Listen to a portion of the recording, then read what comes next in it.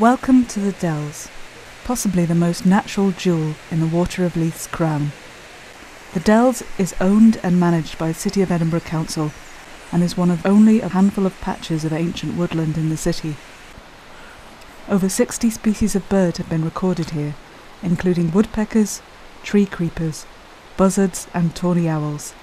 This fellow looks as if he owns the waterway. The unspoilt nature of the area has long been recognised by countless citizens of Edinburgh as a quiet rural retreat and a fantastic place for a picnic. This cycleway was once the route of the railway serving the Water of Leith mills.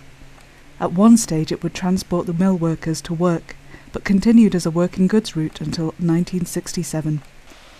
Walkers can leave the cycleway at this point to investigate two of the remaining mill buildings on the water. Workers may have taken these steps down to the footbridge just below Redhall Weir. The purpose of the weir is to increase the water level sufficiently to fill the mill lade and drive the mill water wheels.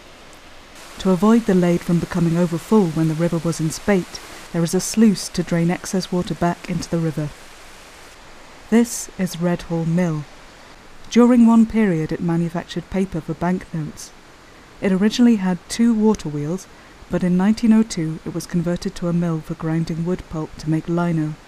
At this stage, the water wheels were replaced by turbines internal to the building. Today, like a number of other remaining mill buildings, it has been converted to high-value housing.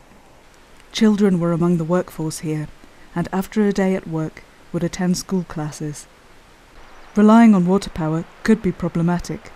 The mill workers often had to work long hours when a plentiful supply of water was available, so it was convenient to live close to the workplace. Further downstream, the Lade powered Cates Mill, another paper factory. In 1792, this mill employed over 90 workers. This is a picture of the paper-making machine installed here. Moving downstream, we have the opportunity to cross the river once again.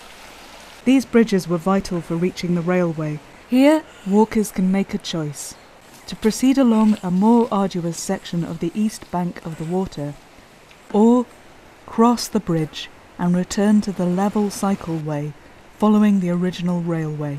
The next crossing we encounter is Boggs Mill Bridge. There is nothing to see of the original mill here, but it is a good place for a picnic. In this final part of the Redhall section, it can be difficult to imagine that this countryside is within a city, and in less than half a mile or so, the walker will be emerging into an urban landscape. Soon we reach the aqueduct carrying the Union Canal.